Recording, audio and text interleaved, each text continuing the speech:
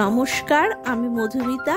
আজ আমি তোমাদের দেখাবো সামার রিফ্রেশিং একটি ড্রিঙ্ক, বেলের শরবত উইথ আইসক্রিম। রেসিপিটি বানানোর জন্য আমি একটা বোল নিয়েছি, বোলের ওপরে একটা ছাঁকনি বসিয়ে নিয়েছি, তারপর একটা বেল গোটা নিয়ে ওটাকে ফাটিয়ে নিয়েছি এবং ভেতর থেকে বেলের শাঁসটাকে আমরা একটা চামচের দিয়ে বের করে নিচ্ছি। শাঁসগুলো বার করা হয়ে গেছে।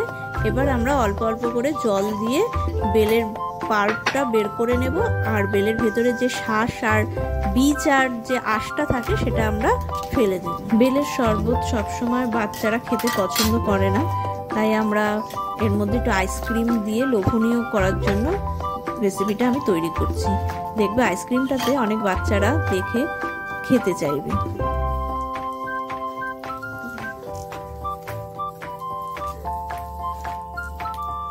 পাল্পটা বের করা হয়ে গেছে।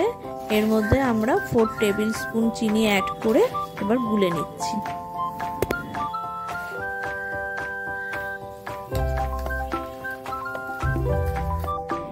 এবার আমি হাফ গ্লাস লিকুইড দুধ এর সাথে অ্যাড করে দিচ্ছি। তোমরা গুঁড়ো দুধ থাকলে গুঁড়ো দুধও এর সঙ্গে ব্যবহার করতে পারো।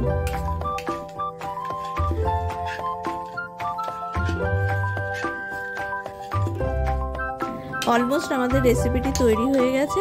এবার এটা আমরা ভালোভাবে গুলে নিয়ে তারপরে গ্লাসে ঢেলে এর ওপর ভ্যানিলা আইসক্রিম দিয়ে শরবতটি আমরা পরিবেশন করব। ব্যাস, তৈরি হয়ে গেছে আমাদের গরমকালে ঠান্ডা ঠান্ডা বেলের শরবত। আশা করি বাচ্চা থেকে বড় প্রত্যেকেরই রেসিপিটি পছন্দ হবে।